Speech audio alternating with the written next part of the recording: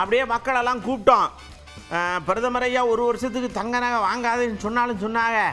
காலையில் ஒரு 8,000 ரூபாய் ஏறி பிறகு சாயந்தரம் இறங்கி இப்படி போய் அப்படி போய் காசு எடுத்துகிட்டு போமா வேண்டாமாங்கிற மனநிலையை கொடுத்துருக்குதே. இதை பற்றி நீங்கள் என்ன நினைக்கல? 1 வருஷத்துக்கு காசை தூக்கி பீரோ குளிச்சு பூட்டிடலாம்னு நினைக்கிறீங்களா? பதில் சொல்லுங்கன்னு சொன்னால் கடன்னு மலமலன்னு பதில் சொல்லியிருக்காங்க.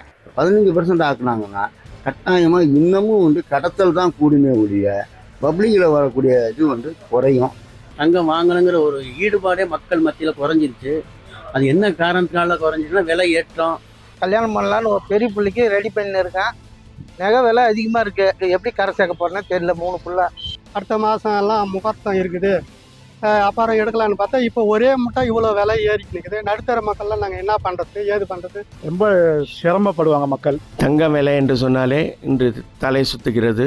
ஏற்கனவே மோடி தங்கம் வாங்க வேணாம் பிரதமரை சொன்னதுனால மக்கள் மத்தியில் பயங்கரமான ஒரு பீதி நிலவிக்கிட்டு இருக்கு. இந்த நிலையில் திடீர்னு மறுபடியும் கிராமக்கு ஒரு 1000 ரூபா 1200 ரூபாய் கூடங்கிற போது மக்கள் ரொம்ப பீதி அடைஞ்சிருக்காங்க.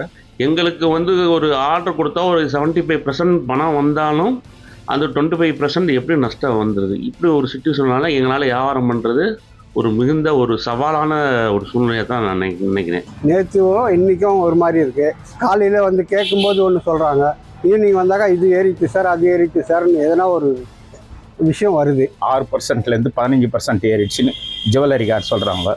நமக்கு அந்த வழிமுறைலாம் ஒன்றும் தெரியல. இப்போ நான் கல்யாணம் வச்சுருக்கேன். இப்போ ஒரு சவனுக்கு கிட்டத்தட்ட ஒரு 10,000 கூடி இருக்குது. அது நான் எப்படி நான் பவுன்லாம் முன்னாடியே செய்ய கொடுத்துருக்கேன்.